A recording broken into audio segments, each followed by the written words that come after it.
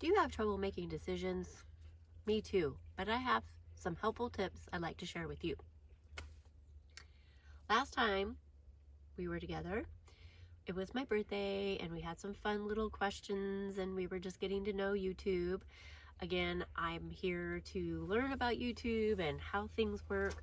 So I accidentally made a channel of my own. I'm giving it a shot.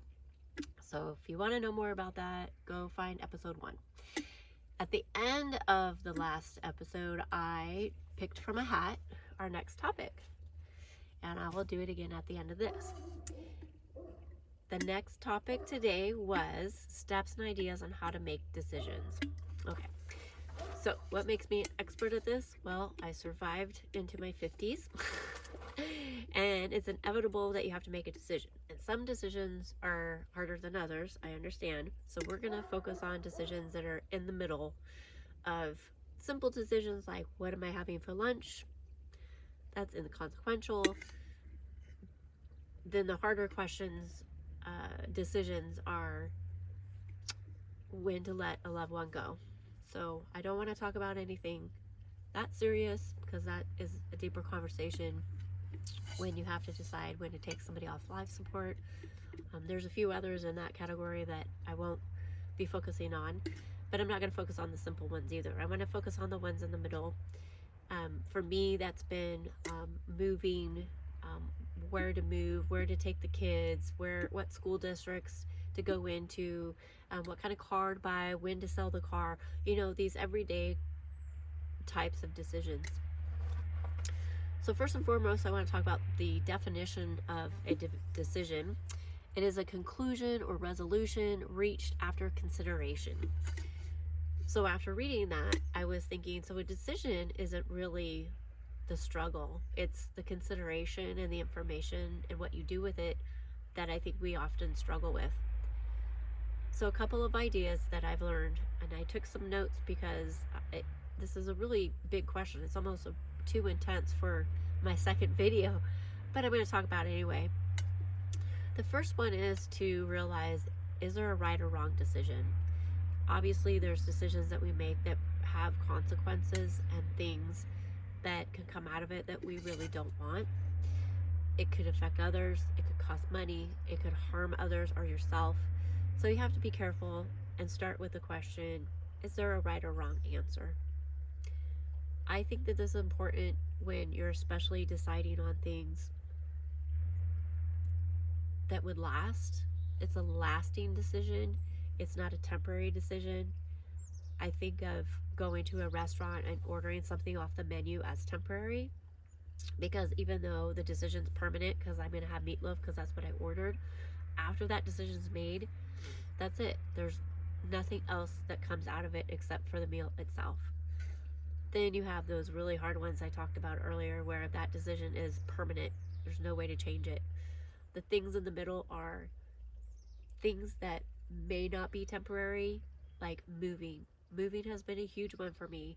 I've had to decide many times about moving locations, homes, states, cities, things of that nature. So it's not so permanent that I can't change it again, but it's not temporary, meaning that there are consequences that last afterwards, and it affects others too, in small ways maybe.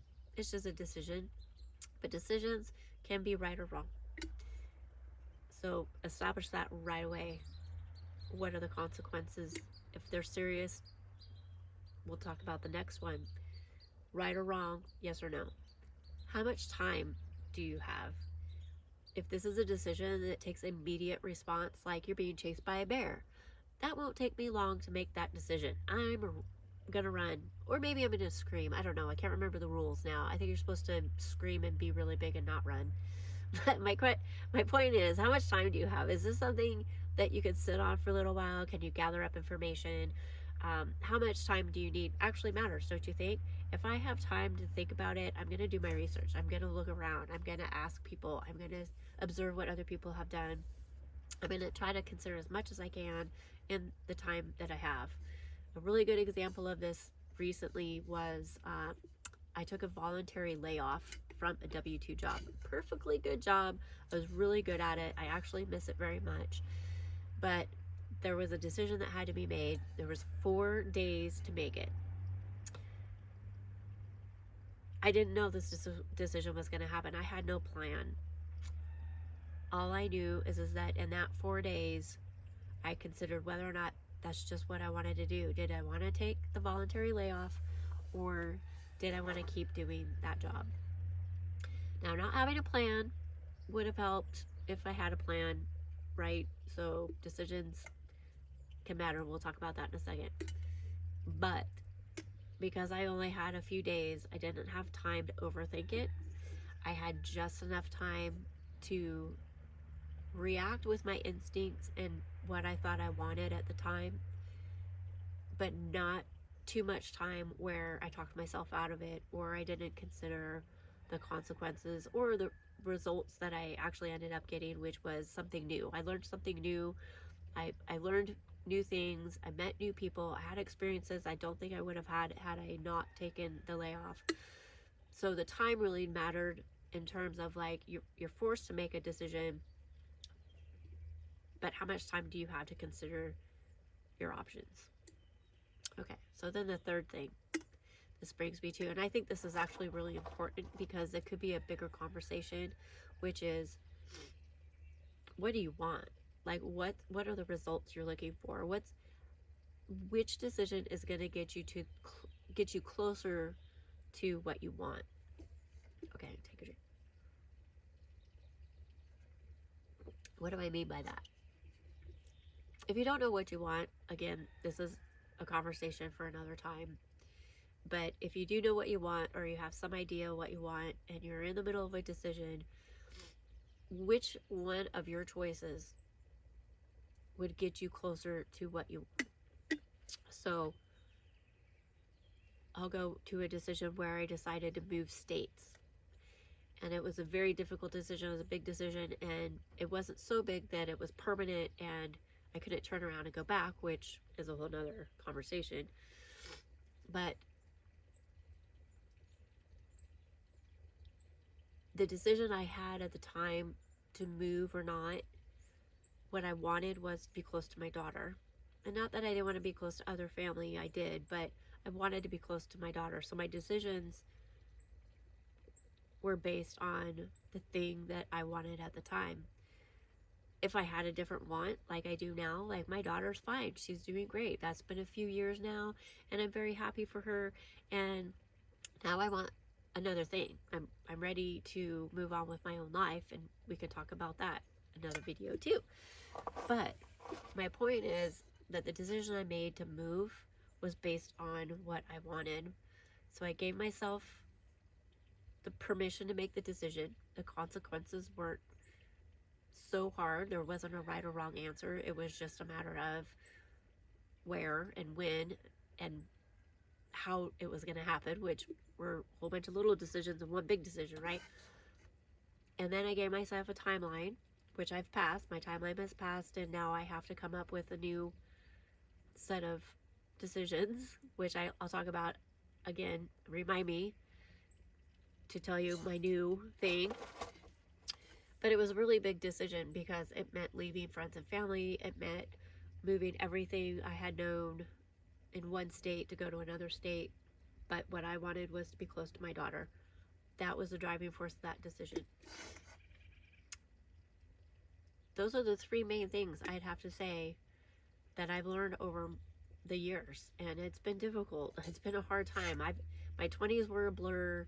My 30s were very difficult. I was a single mom for part of my 40s, and some decisions were hard because I didn't have any rules. I didn't make any rules for myself, and I relied too heavily on what other people wanted. And that's how I came up with these guidelines now in my life. Is there a right or wrong answer? Usually a decision is just a decision. How much time do I have to make this decision? Because in most cases, the decision is going to be made for you. Okay? If you don't do anything, something will happen anyway. So you want to try to make the best decision for the time that you have and the information you have. And what's the closest, which decision, which information and decision is going to get you closest to what you want? Do any of those help you? would you add something to that list? What's something you're going through right now that maybe you're struggling to make that decision? Would you try one of those methods and see what works? I'm really curious. I really want to help. I really miss having some of my friends around. So maybe there's an underlying reason for all this, but I don't know. What do you think? Guess what time it is? Oh, let's take a drink. I will always have my coffee cup or some kind of cup to drink because I have a lot of allergies, which you could probably hear in my voice. And I need to keep myself hydrated. Okay, there's my hat. What topic are we going to talk about next time? Next, oh, there's two stuck together. Next one is, that one's dumb. Not for my third one. I'm going to pick this one. You are the news. That one's going to be kind of serious, but kind of fun too. You are the news. That's our next topic. Can't wait to see you there.